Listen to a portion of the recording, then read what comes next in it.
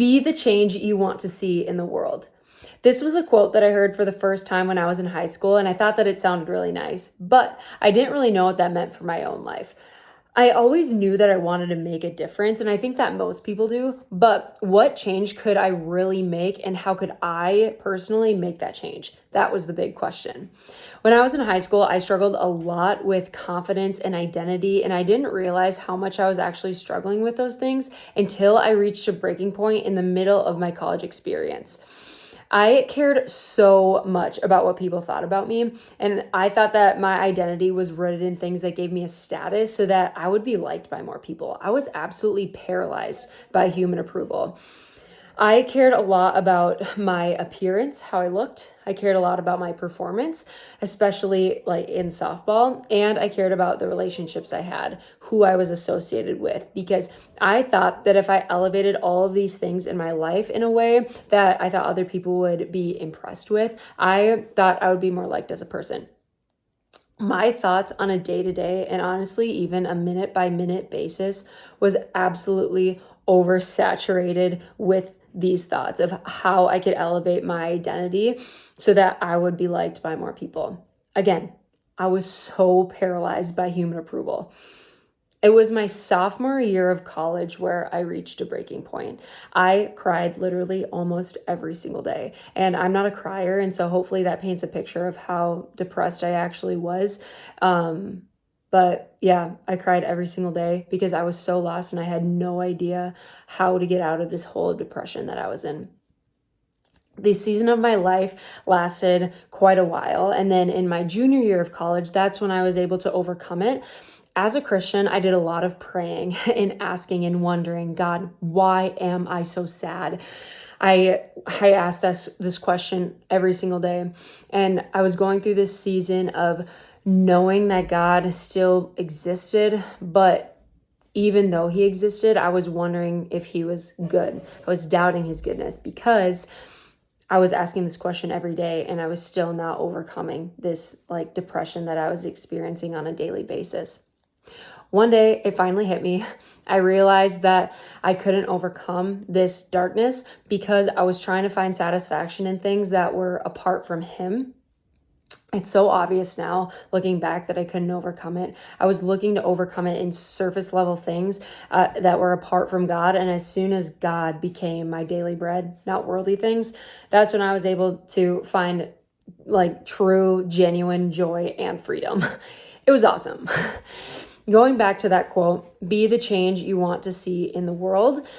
I immediately knew after going through that experience that I wanted to be there for people, that I wanted to speak life into them, that like I wanted to like walk with them in that battle because I knew what it was like to hit your lowest, and I wanted to walk alongside people as they were struggling as well. I thought that this change in the world that I was going to be making was through counseling. So I applied and got into grad school for counseling. I was in counseling school for a semester before I ended up quitting. Why did I quit? A little bit of a long story, but I just realized that it wasn't a perfect fit for me. I still knew that I wanted to help people, but in what way? I had no idea. Back to the drawing board. I'm going to bring you back in time and talk about Courtney in high school again. Very insecure and very unaware of the depth of insecurity that was actually there. When I was in high school, I was big into sports. Like it was my life growing up. I played volleyball, basketball, and softball, and I knew that I had this natural athletic ability, especially in softball and specifically behind the plate. I had an idea that I could go somewhere bigger with my career, but my insecurities limited me from pursuing my full potential. I knew I had potential at the time, but I didn't realize what that potential really was. Fast forward quite a bit to the end of my college experience.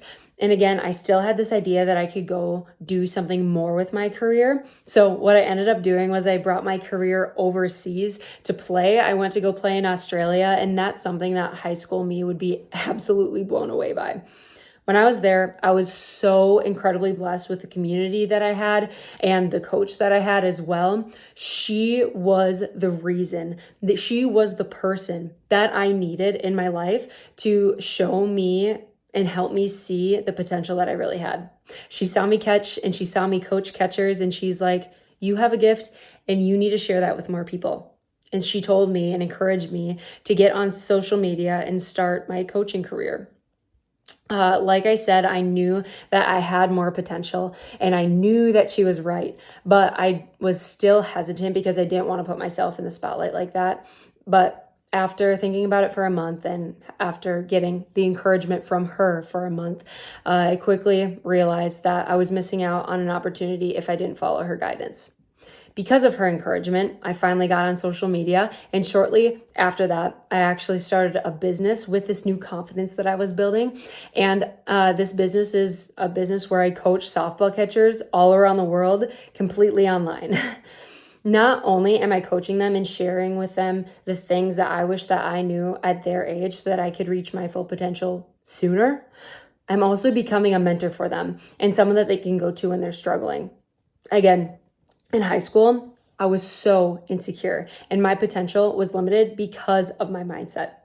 I needed people in my life to, one, see the potential that I had, and two, help me pave a way for that potential to come to life. So I've turned into the coach that I would have dreamed of having as a catcher in high school. Someone who could answer all of my catching questions because catching is the most undercoached position in softball.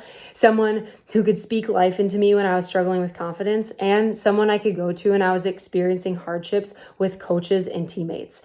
In high school, I just wanted a person who could listen, someone who could understand me, and someone that I could trust.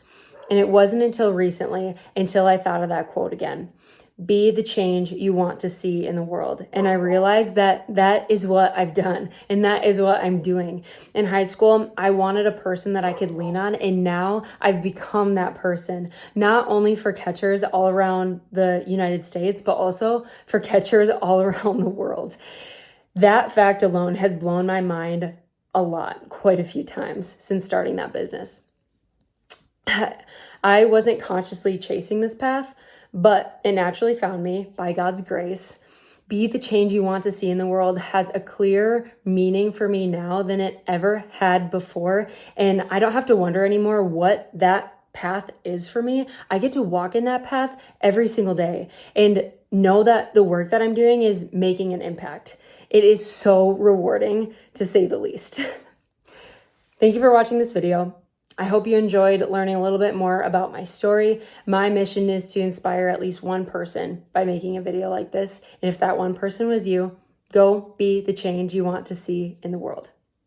I hope you have a great rest of your day.